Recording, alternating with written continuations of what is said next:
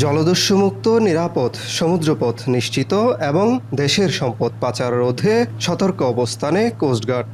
মিয়ানমারে জ্বালানি তেল ও নিত্য প্রয়োজনীয় পণ্য পাচার ঠেকাতে জিরো টলারেন্স নীতিতে বঙ্গোপসাগরে শুরু করেছে চিরুনি অভিযান।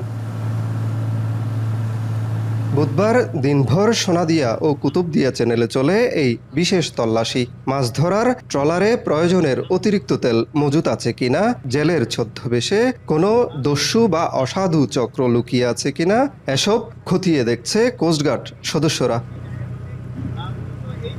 জেলেরা বলছেন, গভীর সমুদ্রগামী ট্রলারে আকার ভেদে জ্বালানি তেলের প্রয়োজন ১৫০০ থেকে ২৫০০ লিটার। এর বেশি মজুদ দেখলেই খতিয়ে দেখছে প্রশাসন। বাংলাদেশের তো মায়ানমার মানে কি বর্মা তেল মাদক জিনিস যখন বেলেগ জিনিস নিজা এগুলো মানে কি ফৌজগার্ড মানে কি আমাদের বাংলাদেশের ফৌজগার্ড যথেষ্ট পরিমাণে মানে কি চেক করতেছি সাগর। জলদস্যু ডিস্টার্ব করছে না, আগে করছিল আমরা জাল মারতে পারছিলাম না, ওখানে যাইয়া ডাকাতের বই আমরা জাল মারতে পারছিলাম না।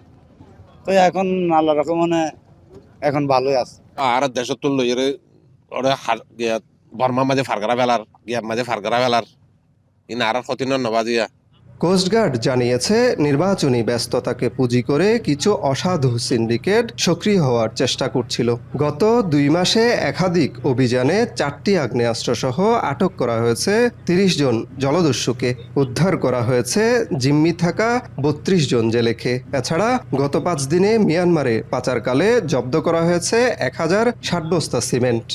বর্তমানে কোস্টগার্ড নাফ নদী এবং বঙ্গোপসাগরে যে চলমান যে বোটগুলো রয়েছে সেগুলোতে আমরা অভিযান চালাচ্ছি এবং অভিযান চালানোর পাশাপাশি এই বোটগুলোতে যে পরিমাণ তেল মজুদ থাকার কথা জ্বালানির জন্য তার থেকে পর্যাপ্ত বেশি পরিমাণ তেল মজুদ আছে কিনা সেটা আমরা ঘটিয়ে দেখছি এবং আমরা নিয়মিত আমাদের টহল কার্যক্রম চলমান রাখছি।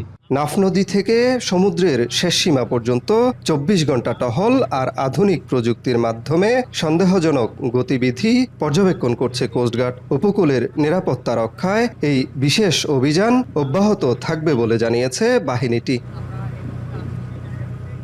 মনতোষ বেদজ্ঞ, এখন, কক্সবাজার।